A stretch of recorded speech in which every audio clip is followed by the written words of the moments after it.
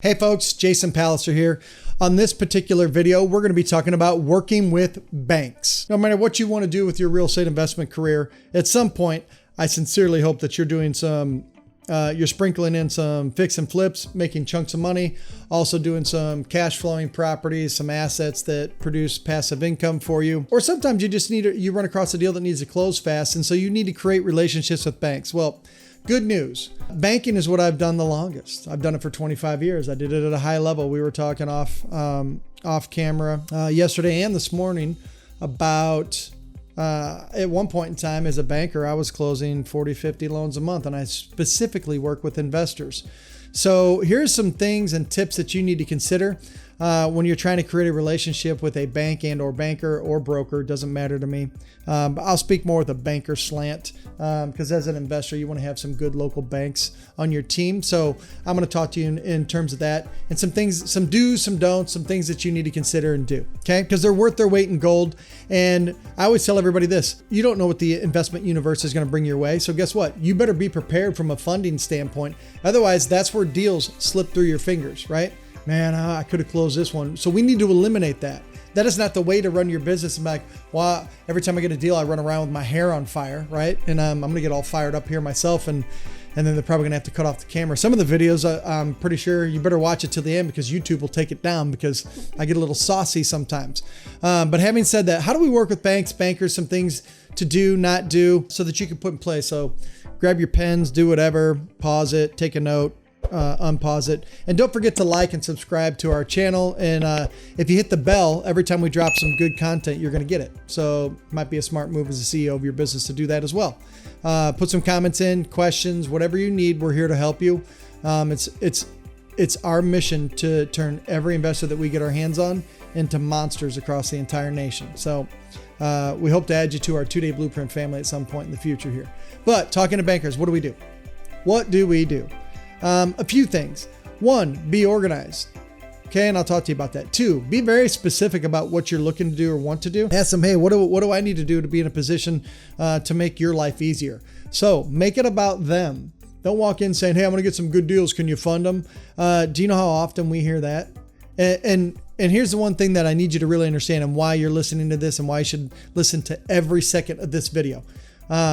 Most bankers do not want to work with investors. Why? Because investment loans are typically 2 to 3 times the work of a normal owner-occupied loan, whether you're aware of that or not. And then 2, a big thing, it's all about profitability and making money, right? Bankers on investment loans, we make less money. On an owner-occupied house, let's say it's an owner-occupied loan for $200,000 and an investment loan for $200,000. On the owner-occupied loan for $200,000, as a loan officer, a banker, doesn't matter, a broker, banker, doesn't matter to me, I can make $3,000, right? Minus whatever commission, stuff like that, $3,000. And sometimes, 99.9% of the times on the investment side of that same $200,000 loan, guess what? That same $200,000 loan might make me $900 or $1,100. So what do you think that most bankers would want to focus on, right? There's very few investment specialist bankers. So you better put your best foot forward, be user friendly to them because they're already doing more work for less money, whether you're aware of that or not. And you might even want to bring that up in conversation with them. Hey, look, I know these loans are more work and you make less money. So how do we work together well? If you said that to a banker, they would lose their mind. They would lose their freaking mind. If you started your conversation that way, which is a mega tip for you, say, hey, look, I know these loans are more work for you for less commission because it's higher risk for lending institutions because I don't live there. How do I make working with you the easiest possible? Okay. So if you do that, you've already got their attention for the rest of the day because nobody talks to them that way. That's 1. 2, tell them, I want to know right now, tell me every piece of information that you need so that I can get it prepared and ready for you every time I'm submitting to get funding.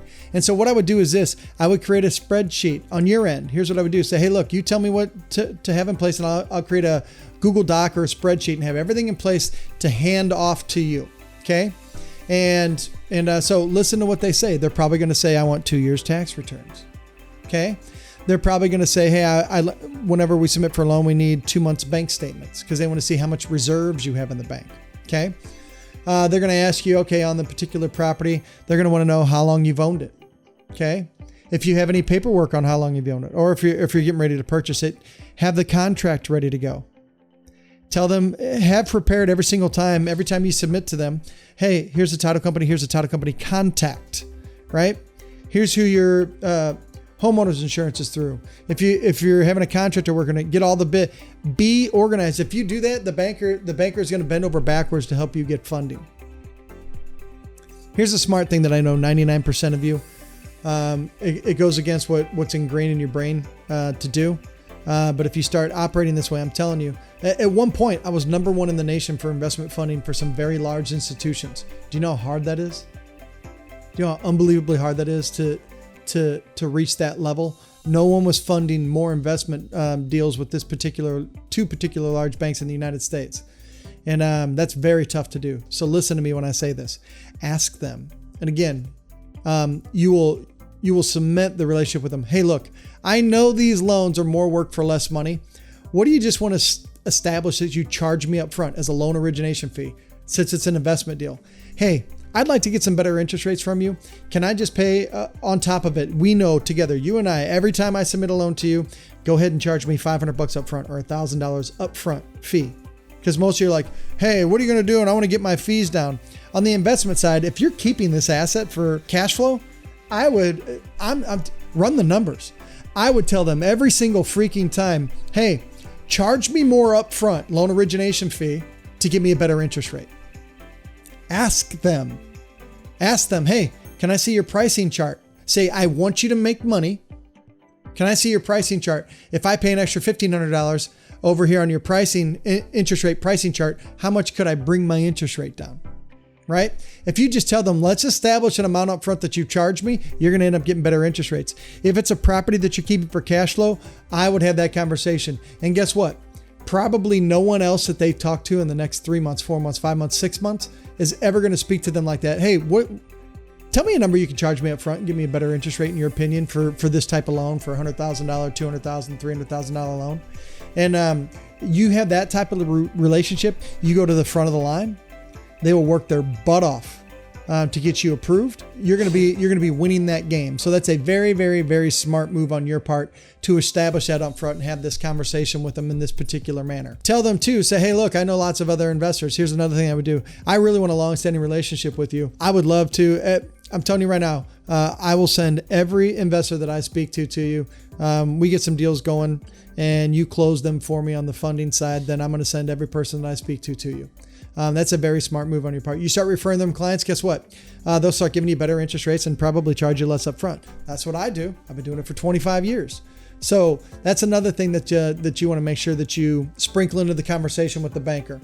The next thing is, and this is where this is one that's a big deal on the local banker side. So your local bankers, they can do regular loans and sell them off to Fannie Mae and Freddie Mac and get the good interest rates, folks. But you also want to establish at your local bank level whether or not that banker can do commercial loans for you. Not that you're doing, listen to me, not that you're doing commercial property, okay? But can they give you funds on a residential home, single family, 2 family, 3 family, 4 family? Can they give you a commercial loan on a residential house? Because if you ask them if they can just fund it commercially for you, here's why you would do that. There is way less red tape. There's way more flexibility on what they can and can't do.